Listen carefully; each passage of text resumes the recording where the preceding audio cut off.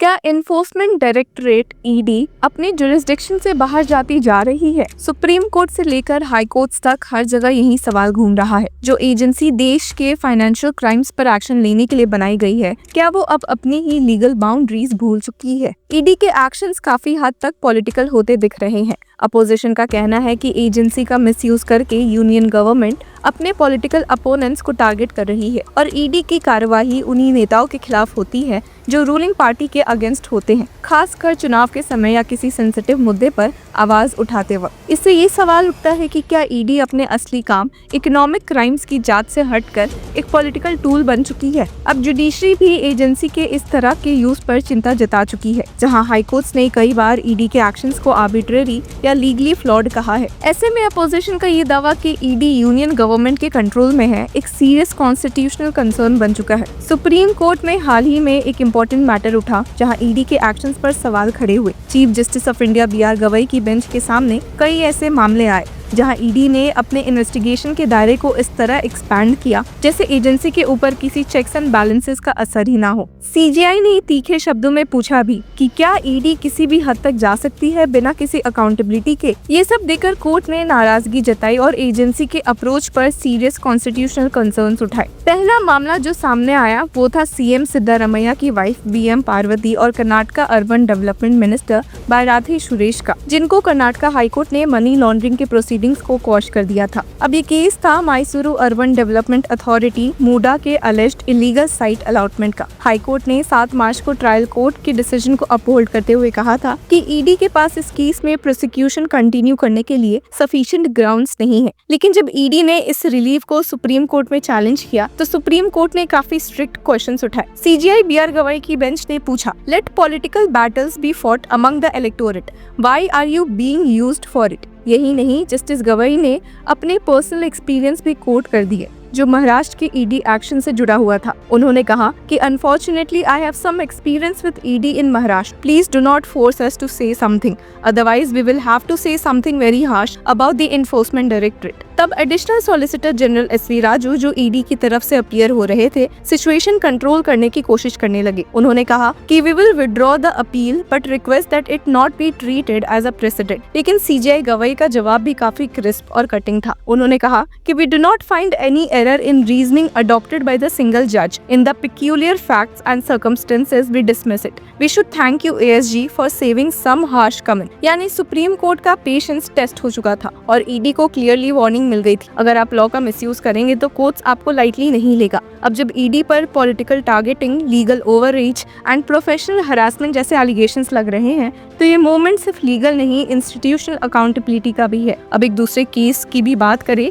जिसमें ईडी ने senior advocates को समन्स किया for giving legal advice to their client. Supreme court की बेंच ने सुमोटो नोटिस लेकर मैटर सुना जिसमें मल्टीपल लीगल बॉडीज ने इंटरवेंशन एप्लीकेशन फाइल की थी। Supreme court advocate on record association, supreme court bar association, in house lawyers association, others legal institution. अब senior advocate Vikas Singh ने कोर्ट को बताया कि ED's action had a chilling effect on the legal profession. Chief justice of India B R Gavai ने भी इस बात से सहमति दिखाई और साफ कहा, even if the advice given by the lawyer is wrong, how can he be summoned? This is privileged communication, some guidelines must be laid down. Chief justice B R Gavai ने सुमोटो हियरिंग के दौरान क्लियर किया कि कोर्ट इस sensitive matter को lightly नहीं ले रहा। सॉलिसिटर जनरल तुषार मेहता ने कहा कि there is a concerted effort to create a narrative against an agency. Politicians create narratives from interview, sometimes courts wider observations give wrong impressions. लेकिन सीजीआई गवई ने भी तुरंत जवाब दिया, we see this in many cases. On my first day back I had 2 political matters, I had to say don't politicise, we are not praising ED in judgment. Despite well reasoned high courts order, ED keeps filing appeals. Supreme court का यानी कि ये clear message है कि do not politicise the matter, fight these battles outside the court. ये सिर्फ एक remark नहीं बल्कि कॉन्स्टिट्यूशनल प्रिंसिपल को याद दिलाने का भी एक चैप्टर था। अब सीजीआई बी आर गवई और जस्टिस के विनोद चंद्रन ने कर्नाटका गवर्नमेंट के पिटिशन को क्वॉश किया जिसने बीजेपी एमपी तेजस्वी सूर्या के खिलाफ एक FIR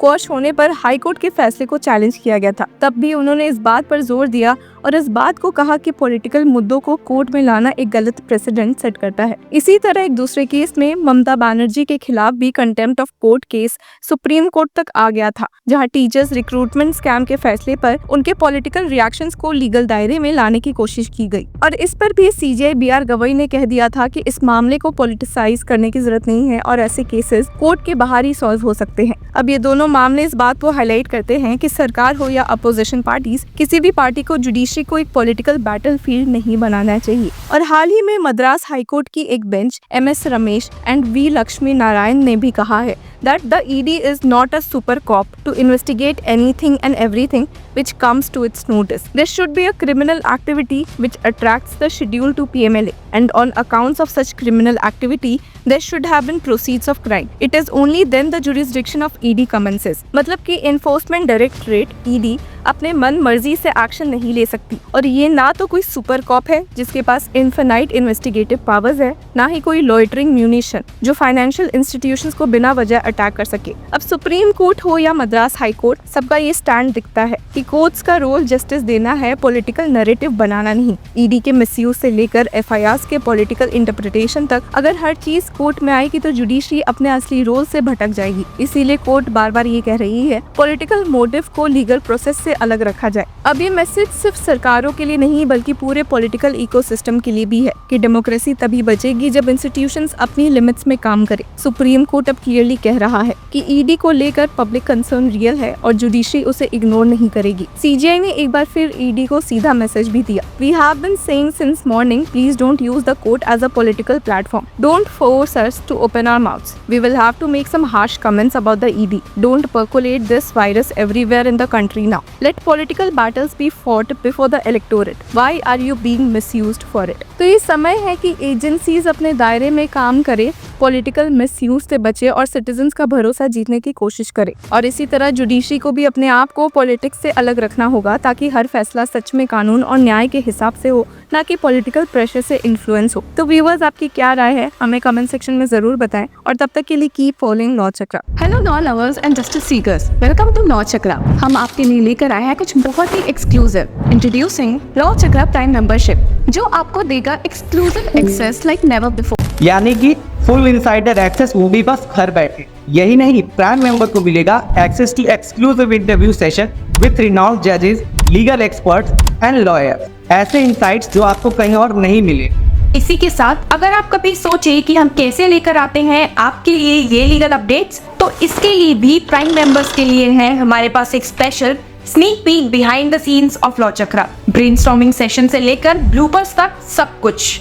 in short, more content, more update and more analysis. Political legal controversies हो या इन डेप्थ लीगल सेशंस, सब कुछ आपको मिलेगा एट वेरी मिनिमल प्राइस। बनिए लॉ चक्र की प्राइम मेंबर और अनलॉक कीजिए full potential of legal knowledge. अभी ज्वाइन कीजिए।